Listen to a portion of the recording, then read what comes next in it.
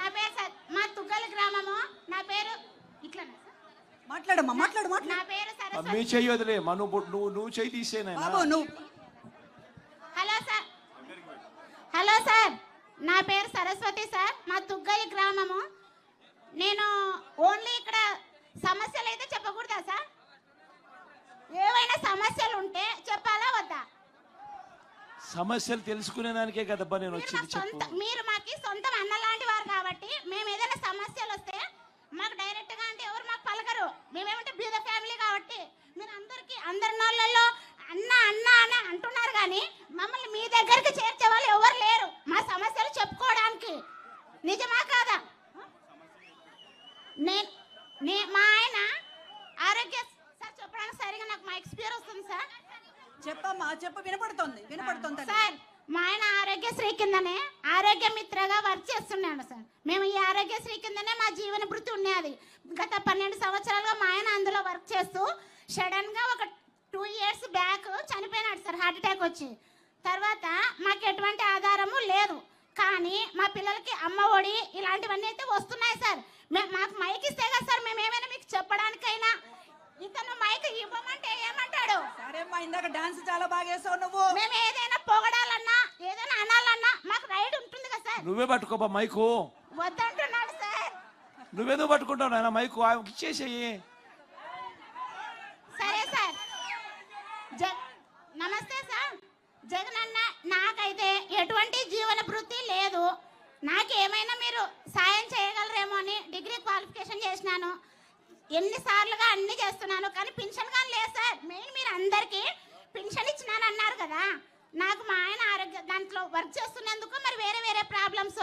నాకైతే ఇంతవరకు 3 years అయినా పెన్షన్ రాలేదు.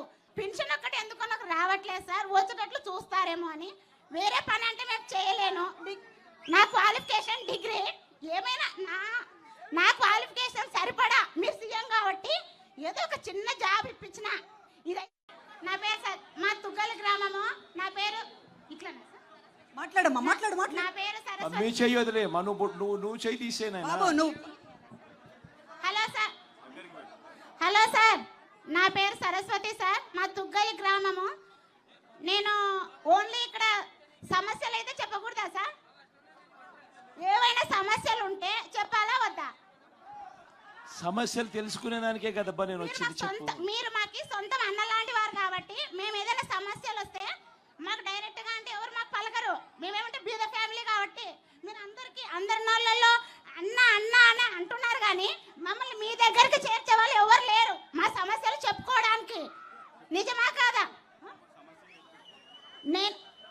మా ఆయన ఆరోగ్య సార్ చెప్పడానికి సరిగా నాకు మా ఎక్స్పీరియన్స్ వస్తుంది సార్. చెప్పమ్మా, చెప్పు. వినపడుతుంది సార్. మా ఆయన ఆరోగ్యశ్రీ కిందనే ఆరోగ్య మిత్రగా వర్క్ చేస్తున్నాడు సార్. మేము ఈ ఆరోగ్యశ్రీ కిందనే మా జీవన భృతి ఉన్నది. గత 12 సంవత్సరాలుగా మా ఆయన అందులో వర్క్ చేస్తూ సడన్ గా ఒక 2 years బ్యాక్ చనిపోయినాడు సార్, హార్ట్ అటాక్ వచ్చి. తర్వాత మాకు ఎటువంటి ఆధారము లేదు, కానీ మా పిల్లలకి అమ్మ ఒడి ఇలాంటివన్నీ అయితే వస్తున్నాయి సార్. మాకు మైక్ ఇస్తే కదా సార్ మేము ఏమైనా మీకు చెప్పడానికైనా. ఇతను మైక్ ఇవ్వమంటే ఏమంటాడు? సరేమ్మా, ఇందాక డాన్స్ చాలా బాగా చేసావు నువ్వు. మేము ఏదైనా పొగడాలన్నా ఏదైనా అనాలన్నా మాకు రైట్ ఉంటుంది కదా సార్. నువ్వే పట్టుకోబా మైకు. వద్దంటున్నాడు సార్. నువ్వేదో పట్టుకుంటావు నాయన మైకు, ఇచ్చేసేయి.